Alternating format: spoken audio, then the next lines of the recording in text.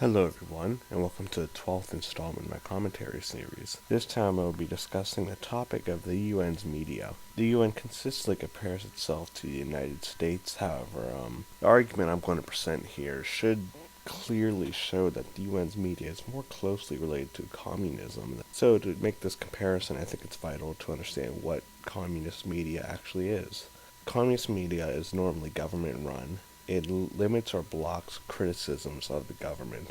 It covers up or denies prior rebellions or anti-government actions, mocks, defaces, or defiles anti-government critics, and is almost exclusively pro-government, basically propaganda. I'm not saying that it's always propaganda, but it very rarely criticizes the leaders or the nation as a whole. Now compare this to the UN media. The UN's media is run by a clan leader.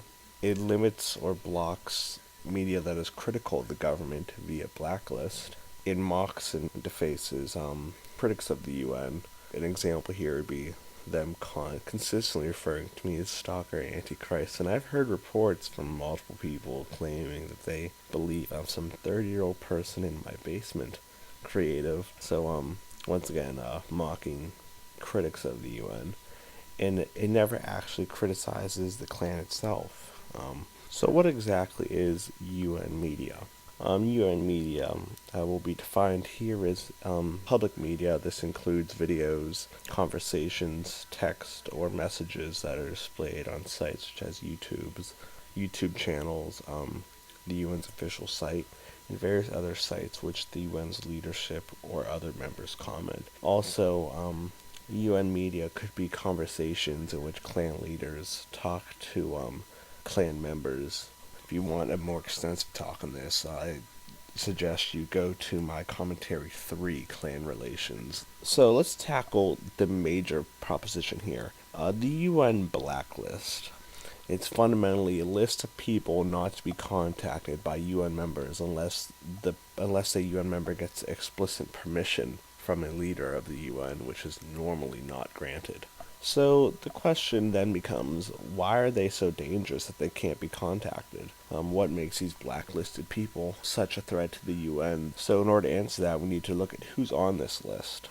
Although some of the people deserve blacklisting, most don't, and the only difference between the people who are on the blacklist and the average UN member is the ideas and ideals that these people on the blacklist carry with them. So fundamentally, the blacklist could be said as it's outlawing certain ideas and ideals and making those ideas non-accessible to the average UN member. The question then becomes, why? Why are these ideas so dangerous that you have to have explicit permission if you're in the UN to see these or have access to these ideas? The answer to this, in my opinion, would be most of them, if acted upon, would cause major changes within the UN, such as the way the clan runs, new rules, new leaders, rebellions, or even a mass exodus from the clan.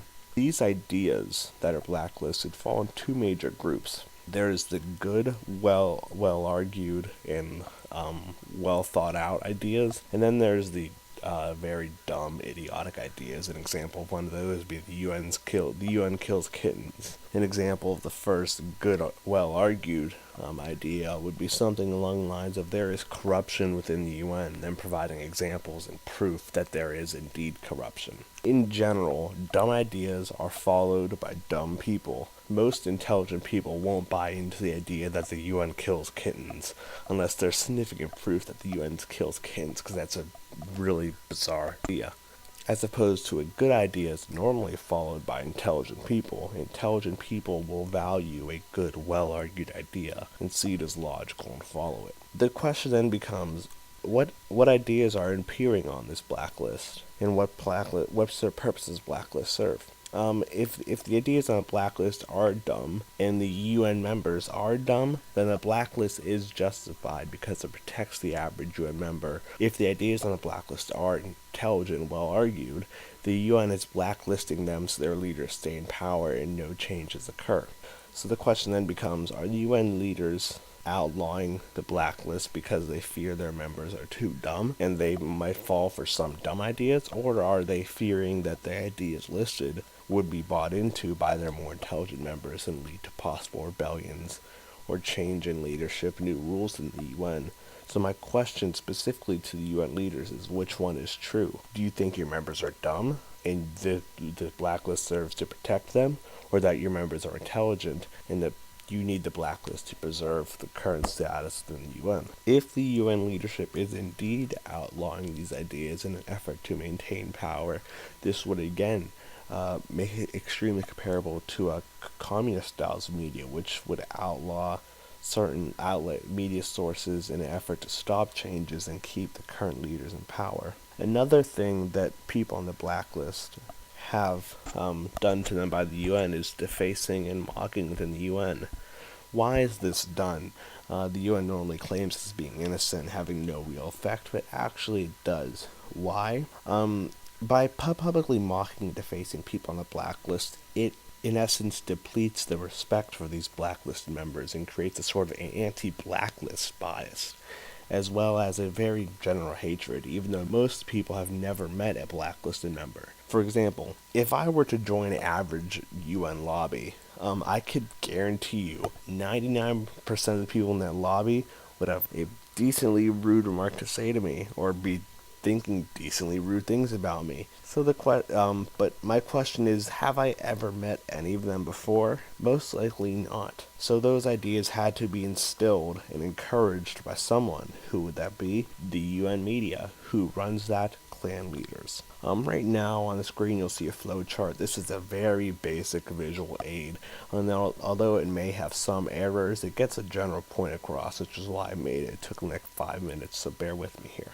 First off, in the far right, you'll see the ideals box, or the ideas box. In the green, you'll have positive things about the UN. These are true and goes into the leader-controlled media, or the LCM. These things could be such as clan victories, positive things about the said about the UN from other clans, and things that in general make the UN look good. These are all true, and they make the UN look good, so that would obviously go to the LCM. In the orange, we'll see stupid things against the UN, failed anti-UN plots, extremist or erroneous remarks against the UN or claims against the UN. In general, just people who are critics of the UN, but their criticisms are ridiculous. If you remember when I mentioned ideas on the blacklist, these would be the bad ideas. The UN kills kittens. Those types of ideas would fall into the orange. This also goes to the LCM. Normally you'd say, whoa, does this blow your idea out of the water that the UN is not being biased? And the answer to that is no, because this is going to the LCM for a different reason. This type of information goes into the LCM to make all critics of the UN look bad, because then they could say, look, people who hate the UN are like this. They think the UN kills kittens. Obviously, if one critic of the UN believes this, then it's a decent assumption to think that everyone who is against the UN thinks the UN kills kittens, and that's the logic behind making that public within the UN. If you notice, Avenged recently, he would, in my opinion, fall into this category. The UN has had no issue spreading that rampantly throughout the UN, saying how extreme Avenged is, which I'm not disagreeing with, but it gets the point. In general, it encourages the idea that if this person is against the UN, in general, everyone who against the UN is probably like this guy, because these are the only anti-UN people they see. In the red, these would be the good, well-argued claims against the UN. Also, UN defeats, failures, corruption stories, or things that are well-argued against the UN and would fall into the good or well-argued ideas on the blacklist that I outlined earlier. If you note, these don't go to the average clan member, because these would be threatening to the UN. These go to the blacklist in an effort to simply prevent access to the average UN member. When I normally call out JB when he does this, and we see interesting remarks here. Quote, misleading in all directions. Everything in red is based on opinions, is lying, is false, or misinformation, along with various other things. However, most of the things in the red have proof. Notably, there has never been any proof from the UN to disprove anything said in this red group of things. We will now move into the center column, the light blue. This would be the UN's leadership.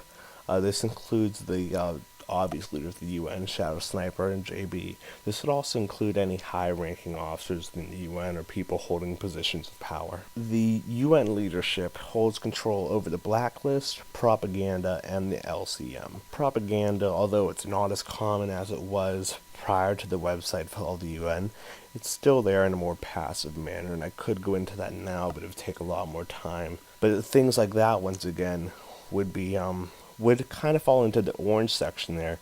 We see them trying to deface, well, not the orange, yes, the orange section. They're trying to claim that all people who are critics of the UN are like that. That's propaganda in general, saying that, look, everyone who's not us is like this, or everyone who against us is like this. That would qualify as propaganda. There are multiple other examples I could say, but it would take way too much time at this point. The blacklist. This is a major media filter within the UN. It blocks anything the leaders don't want their members to see. I've outlined that pretty thoroughly before, so that should summarize it pretty well. And the LCM, the leader-controlled media. This helps the UN create a sort of pro-UN bias, or an extent, a sort of a propaganda state. In my opinion, it has kind of evolved into the point where the leaders are starting to believe their own propaganda. The UN leaders are starting to show the arrogance of infallibility, that they simply can't be wrong. And when they're provided proof against it, and they're proven wrong, I've done this before, JB simply claims me as being a liar, misleading in all directions, even though I have proof proving him wrong, and he has no counter evidence to this. So in my opinion, I believe the UN's leadership is sort of evolving to the point in which they're believing their own propaganda, and that could have some interesting issues down the road there. In the far left column in the dark blue, this would be the average UN member. Although it says average UN member general population, this is also could include anyone who is just casual standby or ally to the UN to an extent, not as severely as the average UN member, but they can be classified within this group because in general, people outside the UN also observe that blacklist, and people within allied clans such as FleetCom would also use that blacklist as a good reference point as to who they should and should not associate with. In general, I believe most people within the UN are not extremely old and over 16. Most people within the UN have never been a member of any other clans that we're currently associated with outside the UN. So they've been in the UN and that's all they know. This provides the leaders of the UN an interesting opportunity. It allows their leaders to have a major effect in their members' thoughts regarding clans. For example, Think of yourself as an average 13-year-old that joins the UN. Your clan leader tells you that there are blacklisted people are evil liars that can't be trusted. He commonly refers to them as liars, hackers. He compares them to 30-year-olds sitting on their couch. However, you are not allowed to meet them according to direct orders of your leaders. They show you examples of poor critics of the UN, such as Avenged. And you would begin to think that everyone outside the UN is as stupid as some of these people. Avenged being an example. So what do you think here? The UN is right. The blacklist is wrong. So let's say you join 10 people later. You join the UN. Your leaders say the blacklist is evil, but however, your fellow clan members say the blacklist is evil as well, even though these clan members have never met these blacklist people and were simply told this by their leaders. So now you're having your clan members and your clan leaders saying this blacklist is evil. You're obviously going to, because like if you're surrounded by a network of people saying that this group of people is bad and you've never known that group of people, you're going to associate with the people you're with, in this case would be in the UN, and have a bias against the people that they think are bad, in this case blacklisted members. This creates a sort of ignorance within the UN, which is based off a single effective illusion in place by the UN's leaders. What would that illusion be? The blacklist. I believe I've covered this decently thoroughly. I could have done better. If you have any questions, this undoubtedly will have a lot of conversation. Post those below. Remember to rate, comment, subscribe. Thank you for your time, guys. This is Power Out.